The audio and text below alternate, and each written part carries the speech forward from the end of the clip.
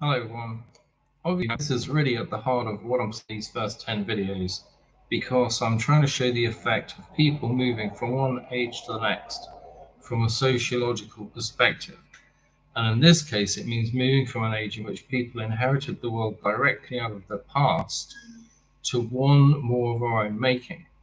So it's important that people find a direction for themselves, and I'll cover this more in video 8 as it describes the changing philosophy of the ages.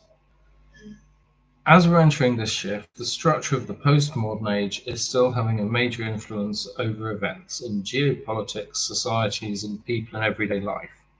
And we're not really going to be able to do anything about that, even when the age officially changes, because of what the world will turn into, as it will have always evolved out of its past. Historically speaking, it's just a changes to the structure, which is going to make things more open and more accessible. So, I mean, this would be logically speaking more through the internet anyway. So governments really just have a job of managing the situation that they have on their hands. And this is why it appears that they're lying in a lot of cases when they're not, because they, and obviously the other vice versa as well. They have a certain situation to manage. And I think if you can see through that, then you're almost there really in terms of understanding the way things are happening. It's just that you have to do some studies on the nation state and how they're all evolving in order to see the real picture. So we can move forward in the best way if we pay attention to certain rules. On a personal level, people must find a direction for themselves, using whatever guidance they think is necessary, like science, education, religion, philosophy. They're all helpful tools which have been proven to work over time. And obviously being connected to people who can offer insights and knowledge would help as well. So it's always good to be a member of something where you've got people who are a bit higher up in society, and they just offer guidance. They don't really tell people what to do. They get to teach, and they get feedback on what they know. So that's how it works for them. As the Anthropocene will gradually create a new type of global society, we should feel that we're coming to have more control over the situation, but only if we do it together. And it becomes apparent how events are starting to flow in this direction now from the type of society that we have today. So what we should be emerging is a new social environment, but this will be largely created by the people today who are making the changes to social structure now. And obviously be literally taking over the management of the planet in a conscious form, which governments can be there involved in things like the environment. People should not think they should own it discriminately, in the sense of being able to do whatever they want with it, because there is a balance in nature. And when there is disturbed, then our environment and our health and well-being will also be disrupted. That's the responsibility which comes with this level of evolution in government terms, not only in the sense of humans towards their environment, but also in terms of people towards each other. It's the way that we design processes and projects that others then work on. So we need to balance the need to adapt with what we want to achieve. And this video is really all about finding a sense of balance in all this, because on the one hand, we have to see how the world works, and on the other, we have our desire to fulfill our own destiny. So it's really a case of working out how we can work with the situation that we find ourselves in. Given the long-term plans of nations and businesses, it will appear logical that some people will still feel trapped in the way that the world works. And that's why I'm saying that we need to adapt consciously to solve this problem. And then when we've adjusted, then we can maximize the potential to solve our own problems. So take stock of our resources, make sure that we're properly equipped, have the right information for what we're doing. Whereas right now, most people are wondering about the big picture, while certain people are managing the situation, so it's no wonder there's a divide in social equality. But we can still be well prepared even if we do not understand the whole situation. While many people are wondering if maybe we will solve this problem, perhaps it is just that taking an interest in the big picture is the solution for most people. because that's what's making those people in charge better able to manage the situation than everyone else. And what we're really looking for are ways to improve ourselves. So on a personal level, what happens to us will very much depend on how we apply ourselves to the situation, as this will ultimately determine how far we can go in terms of the position we can achieve, as the fate of society itself relies on what people in positions of power can do to ensure the welfare of citizens and improving nations. This seems to be the biggest problem people will face, as our world is divided into nations, which can have an involuntary and unreasonable effect on people, most notably in terms of institutionalized processes and also issues like war and other disasters which can befall societies.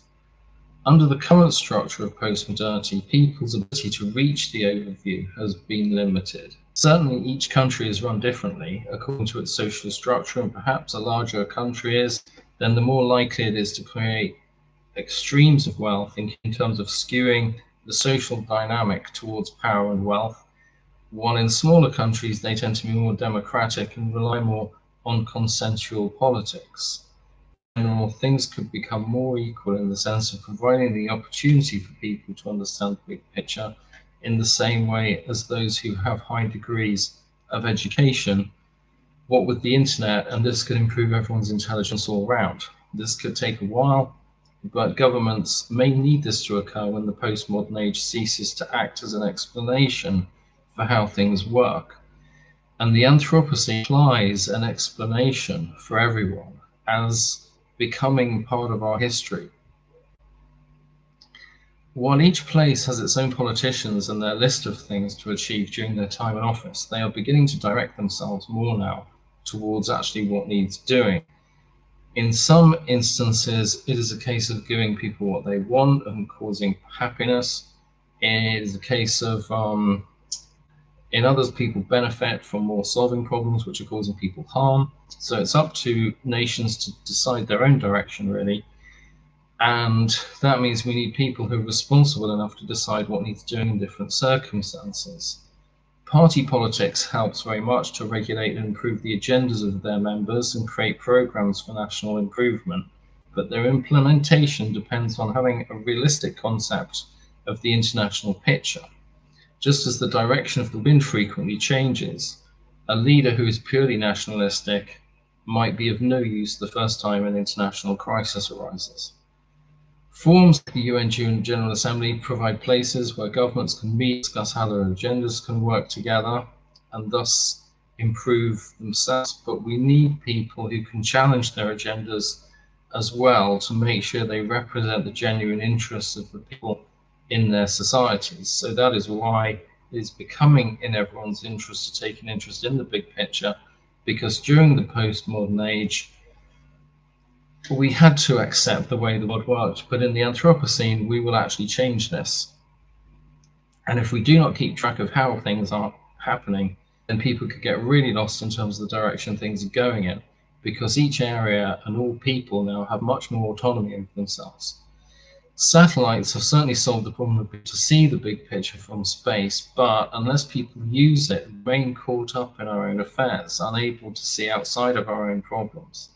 Hence, the subjectivity problem, which came out of postmodernity, will remain strong in some areas and resistant to change. And it will take governments years to even explain what's happening to them. So how do we cope? We must adapt, but we must also survive. So looking at others who inhabit our societies, we can see a measure of normality and let this act as our North Star in terms of identifying the direction of the cultures that we live in.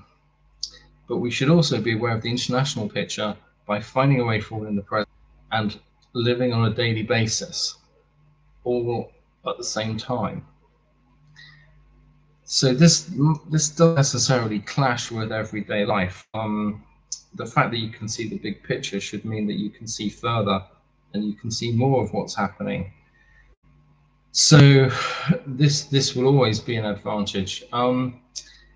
So don't be fooled by ideas which are designed to look in politics exactly like what to hear, because if something sounds good to be true, it probably is.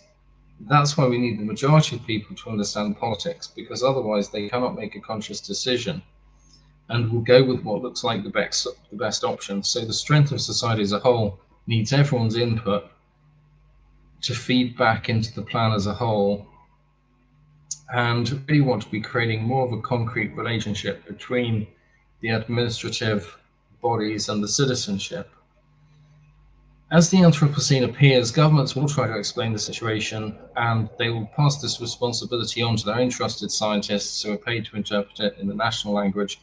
So don't forget, you can get the full story here, and this will immediately colour people's worldview according to their own national flags. So don't forget, there's a whole world of relativity in global affairs, and that means other perspectives are out there. This raising of consciousness is a big part of the change we're heading for, as people realize humanity is a single species